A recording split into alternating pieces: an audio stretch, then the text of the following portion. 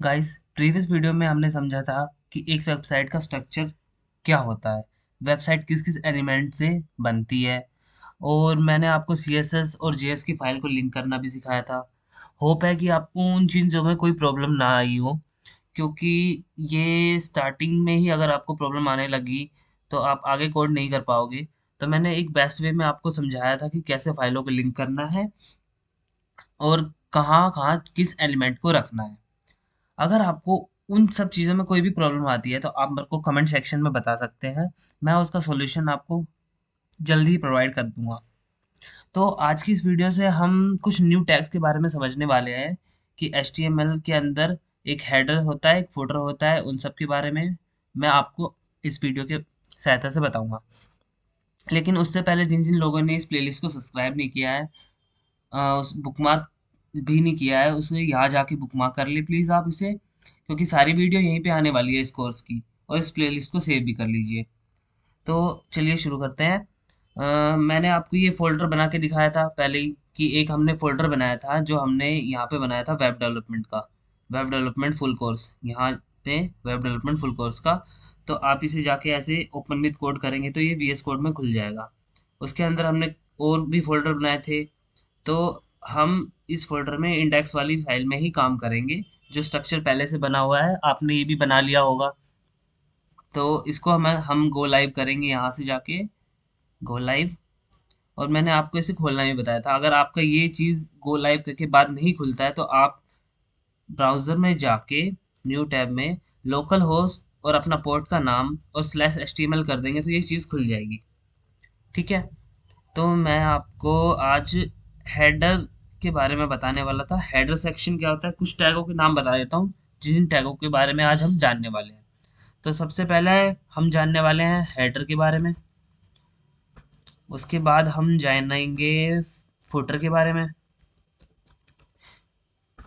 फिर हम जानेंगे कि सेक्शन क्या होता है, सेक्शन टैग के बारे में। उसके बाद डिव टैग के बारे में।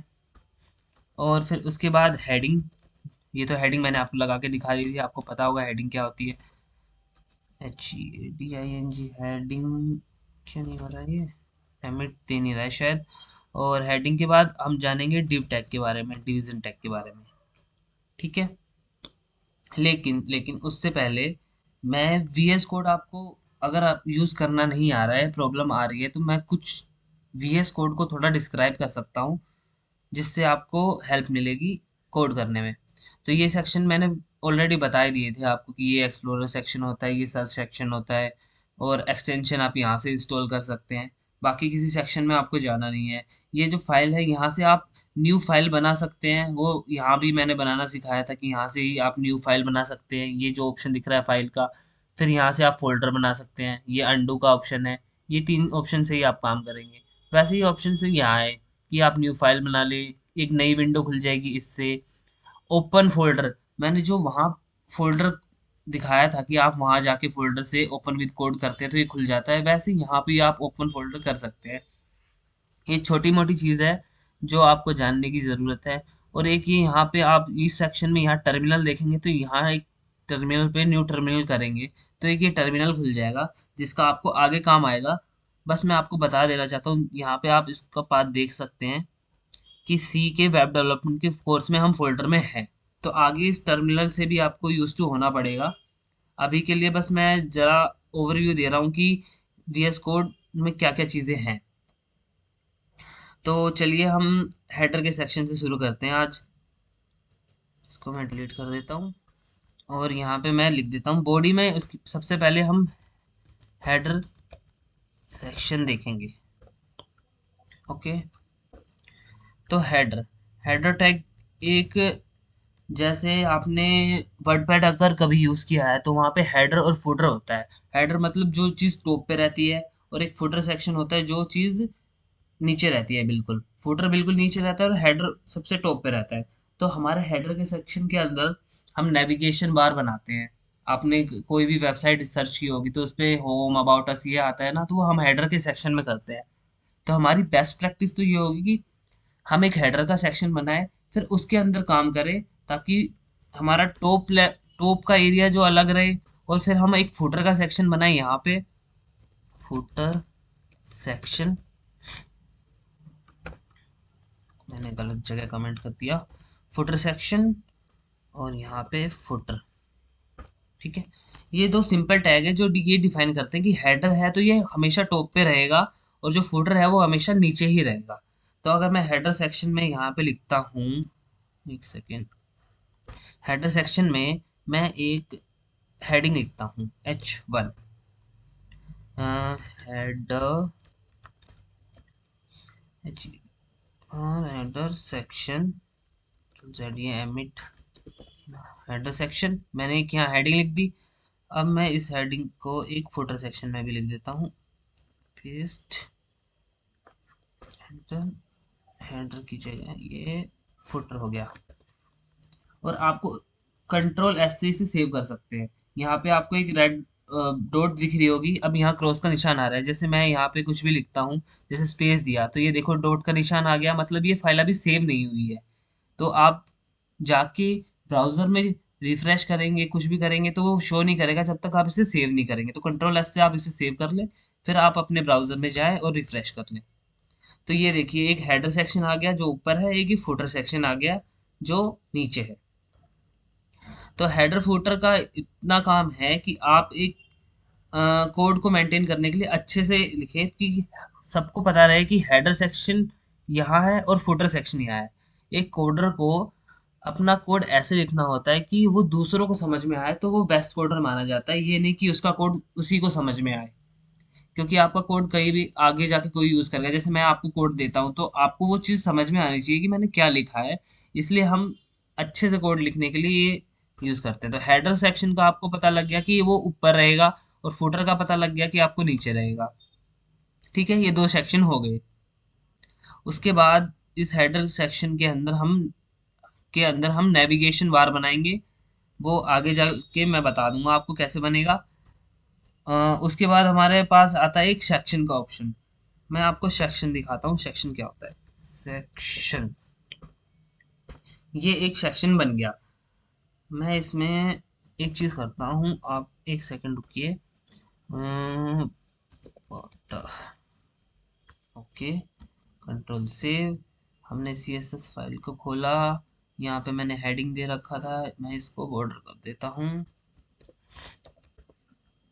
ओके, तो मैंने ये सेक्शन दे दिया, इसको मैंने बॉर्डर दे दिया, एक सेक्शन टैग बनाया जिसकी आईडी मैंने border they the.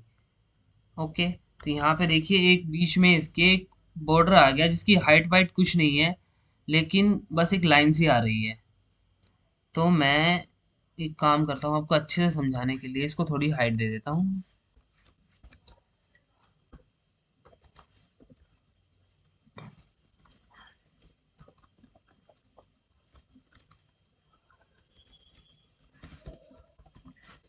With, okay with हो गई। ओके, विथ में इसको हसार दे देता हूँ। आप अभी CSS में मत जाएं, बस ये मैं आपको समझाने के लिए बता रहा हूँ। जैसे हमने हेडर सेक्शन बनाया, उसके बाद हम सेक्शन पे काम कर रहे हैं, सेक्शन टैग पे। तो मैं आपको सेक्शन दिखाता हूँ कि सेक्शन टैग करता क्या है। ये सेक्शन टैग है अपना। ओके, तो ये सेक्शन टैग हो गया और यहाँ पे देखिए आपको एक ये इतना एरिया मिल गया जो सेक्शन टैग ने बनाया है। एक सेक्शन टैग लिखा हमने, उसके अंदर हमें इतना एरिया मिल गया। अब इसके अंदर हम दूसरे टैगों का इस्तेमाल करके कुछ भी डाल सकते हैं। ठीक है, एक सेक्शन टैग एक एरिया क्रिएट कर देता है रेक्टेंगुलर शेप में, जैसे भी आप शेप उसको देना चाहें वैसी शेप में वो आ जाता है। तो एक बॉक्स क्रिएट कर देता है सेक्शन टैग, ऐसा कुछ आप समझ सकते हैं। उसके बाद आता है अपना एक डिव टैग, डिवीजन टैग। तो मैं सेक्शन के अंदर एक डिवीजन टैग बना रहा हूँ, सेक्शन के अंदर मैं एक डिवीजन टैग बना रहा हूँ। ओके, मैंने एक डिवीजन टैग बना दिया और मैं इसको एक और डिवीजन टैग बना देता हूँ। अब सेक्शन और डिवीजन टैग का मैं अच्छे से समझाऊंगा एक सेकंड बाद। मैं इसको एक और आईडी दे देता हूँ, ID is equal to division. Okay, और यहाँ पे इसको मैं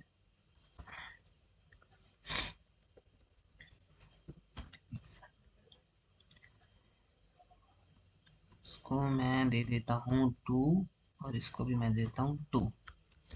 इसको सेव करता हूँ, इसको भी मैं सेव करता हूँ।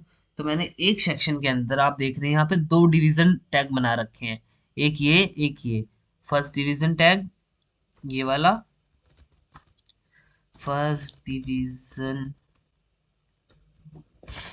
टैग, और इसको मैं कमेंट आउट कर देता हूँ और इसको कंट्रोल से करके सेकंड। और अब आप इसे समझिए, हमने एक हेडर सेक्शन बनाया, एक फुटर बनाया। हेडर सबसे टॉप में रहता है, फुटर नीचे रहता है। उसके बाद हमने एक सेक्शन टैग बनाया, ठीक है। एक सेक्शन टैग हमें क्या करता है, एक पूरा बॉक्स दे देता है, एक पूरा बॉक्स डिस्प्ले करा देता है, ऐसा पूरा बॉक्स, ओके। और फिर उसके अंदर हमने दो डिवीजन टैग लगाए हैं, दो डिवीजन टैग लगाए। तो एक सेक्शन को अगर हम बीच में से काट दें तो उसका डिवीजन हो जाता है, वैसे ही डिवीजन टैग काम करता है। वो भी हमें ये दो बॉक्स ला के दे देता है। यहाँ बॉक्स क्यों नहीं आए, एक सेकंड, मैंने डिव लगाया था और यहाँ भी हैशटैग मैंने बिव कर दिया। ये देखिए छोटी सी गलती हो गई, ओके।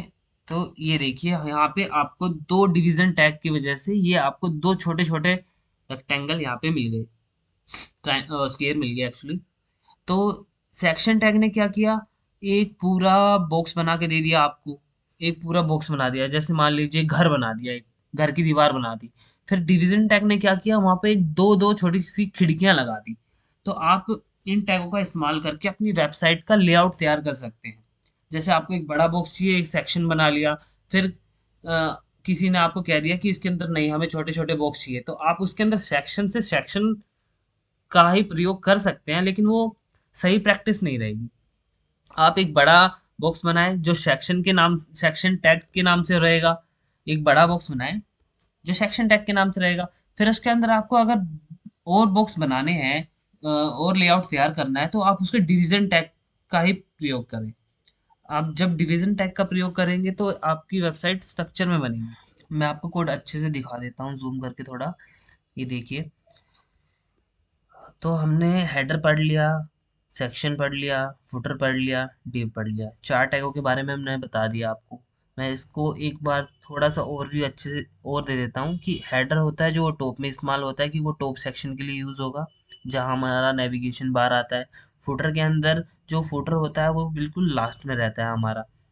तो फुटर का पता लग गया आपको, हेडर का पता लग गया, ये दो टैग कैसे काम करते हैं। और फिर सेक्शन आता है कि एक पूरा रेक्टेंगल शेप में आपको तो एक पूरा सेक्शन मिल जाता है।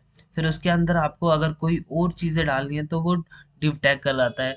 दोनों काम ही एक जैसे ही करते हैं, लेकिन एक अच्छी प्रैक्टिस के लिए हम सेक्शन और डिव टैग को अच्छे से इस्तेमाल करते हैं। सेक्शन के अंदर हम डिव को इस्तेमाल करते हैं, और हम डिव के अंदर भी डिव को इस्तेमाल कर सकते हैं, कि एक टैग आ गया उसके अंदर हम डिव को भी डाल सकते हैं।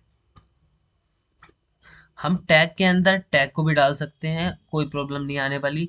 हम ले सेक्शन के अंदर डिव को डाल दें, डिव के अंदर सेक्शन को डाल दें, कोई प्रॉब्लम नहीं आने वाली। लेकिन स्ट्रक्चर हमें एक मेंटेन करके चलना पड़ता है, जो हमारी वेबसाइट को अच्छा दिखाता है, हमारे कोड को अच्छा दिखाता है। तो आप सेक्शन के अंदर डिव का ही इस्तेमाल करें। डिव के अंदर आप डिव का इस्तेमाल कर सकते हैं, लेकिन डिव के अंदर आप अगर सेक्शन टैग लगाएंगे तो वो अच्छी प्रैक्टिस नहीं होगी, और वो एक प्रोफेशनल वे भी नहीं होगा आपका कोड करने का। तो मैंने डिव बता दिया आपको, सेक्शन बता दिया। अब बारी आती है हेडिंग की। तो अब डिव के अंदर हम हेडिंग सेक्शन देखते हैं। हेडिंग, तो हेडिंग होती है H1 से लेके H6 तक, H1 से लेके H6 तक। मैं आपको H1 लगा के दिखाता हूँ। H1 हेडिंग, तो मैंने लिख दिया heading H1, okay. Control save किया। ये देखिए यहाँ पे आ गई हेडिंग H1। मैंने एक हेडिंग लगाई थी यहाँ और एक हेडिंग लगाई थी यहाँ। तो इन दोनों में फ़र्क क्या है, ये भी H1 है लेकिन ये भी H1 है। एक डिव के अंदर उसके हिसाब से इसका साइज आ रहा है, एक डिव के अंदर उसके हिसाब से हेडिंग का साइज आ रहा है। ये डिव से बाहर है, ये देखो बड़ा दिख रहा है टैग वही, लेकिन ये डिव से बाहर है तो बड़ा दिख रहा है, क्योंकि ये किसी सेक्शन के अंदर नहीं है, हेडर सेक्शन के अंदर है। और ये डिव के अंदर है तो ये छोटा दिख रहा है। अगर मैं सेम H2 लगाऊं यहाँ पे, हेडिंग H2,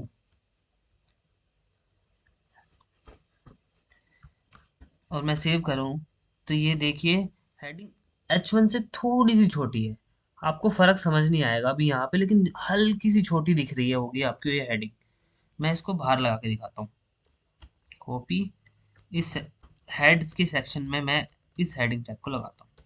तो देखिए ये बड़ी है, फिर उससे छोटी आ गई, H1 बड़ा आया, फिर H2 छोटा आया।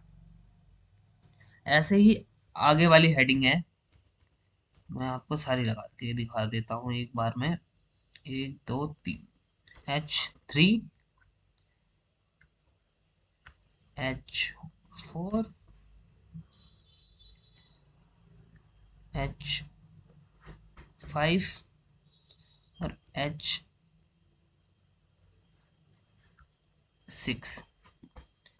ये हमारे पास 6 टैग होते हैं हेडिंग लगाने के लिए।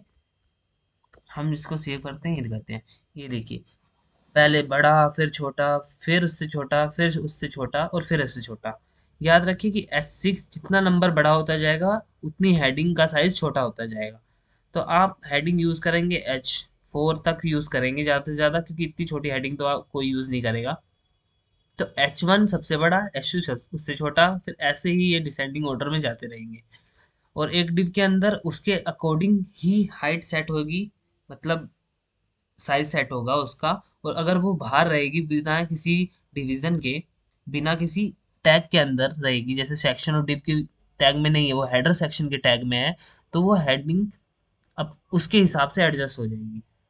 ये दिखा रहे हैं। आपको बड़ी हेडिंग लगानी है तो आप H1 का प्रयोग करें, छोटी हेडिंग लगानी है तो H2 का प्रयोग करें, फिर उससे छोटी H3, ऐसे ही आप सारी हेडिंग का प्रयोग कर सकते हैं।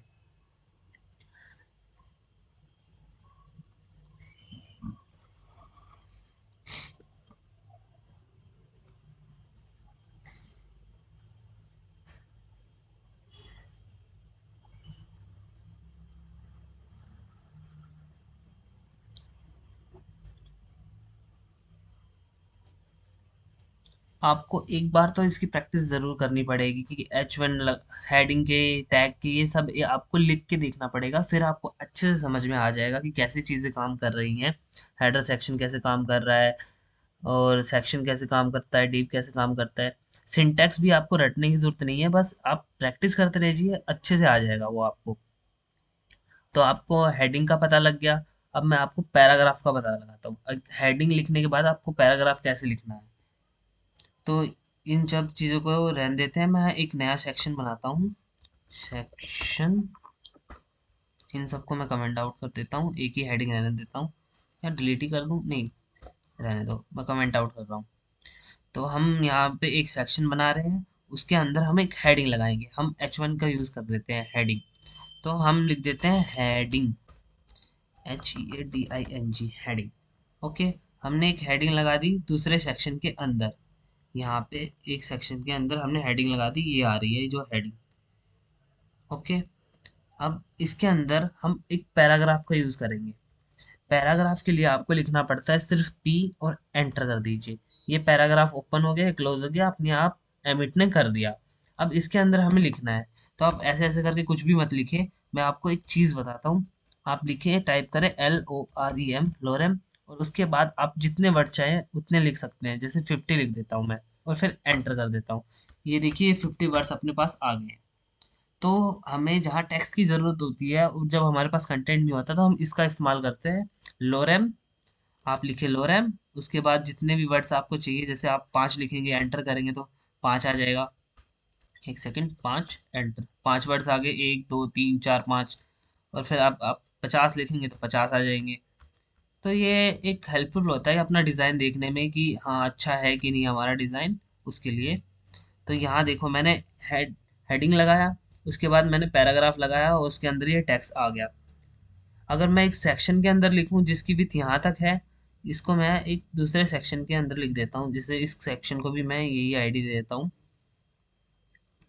कॉपी और पेस्ट। सेव किया मैंने। देखो ये सेक्शन का एरिया इतना है। पहले हेडिंग कितनी आ रही थी, यहाँ तक आ रही थी, बाहर तक। मैं दिखाता हूँ, पहले हेडिंग कितनी आ रही थी, सेव, बाहर तक, यहाँ तक आ रही थी।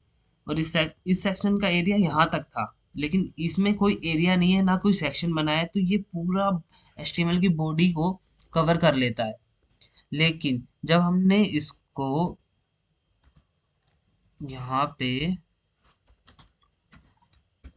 इस सेक्शन को हमने इतना बना दिया, तो यहाँ पे हेडिंग आ गई और इस पैराग्राफ ने बस यहाँ तक ही स्पेस ऑक्यूपाई किया, क्योंकि इसके बाहर इसकी लिमिट नहीं है, क्योंकि ये एक सेक्शन के अंदर है।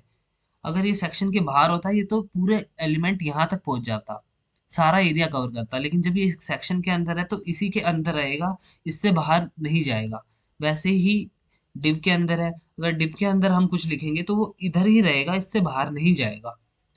जैसे मैं आपको दिखा देता हूँ एक पैराग्राफ में, यहाँ पे हेडिंग 1 2 है, यहाँ पे मैं एक पैराग्राफ लगाता हूँ और इसके अंदर मैं लो रैम 10 कर देता हूँ। ओके, सेव किया मैंने। तो देखिए इसके अंदर ये यहाँ तक ही आया है, ना कि ये बाहर निकल के उस सेक्शन में आया। तो इससे आप समझिए कि एक सेक्शन है, उसके अंदर डिव है, वो सेक्शन है, उसके अंदर डिव है, फिर उसके अंदर हेडिंग है, और फिर उसके अंदर पैराग्राफ है। जो मैंने आपको खोलना और बंद करना बताया था ना, वो इसी काम आता है कि ये जो डिव है यहाँ पे खुला, यहाँ पे स्टार्ट हो गया डिव, फिर उसके बाद हेडिंग स्टार्ट होगी, फिर ये हाँ हेडिंग बंद हो गई, तो HTML को पता लग गया कि एक डिव है, उसके अंदर है H1 है, फिर उसके बाद H1 यहाँ बंद हो जा रहा है, इसकी लिमिट यहाँ तक है, फिर उसके बाद आता है H2, सेम प्रोसीजर वो भी है, फिर उसके अंदर आता है पैराग्राफ, जो पैराग्राफ यहाँ खुल रहा है उसके अंदर कंटेंट ये है और ये बंद हो जा रहा है यहाँ पे, तो उसके बाद डिव बंद हो रहा है।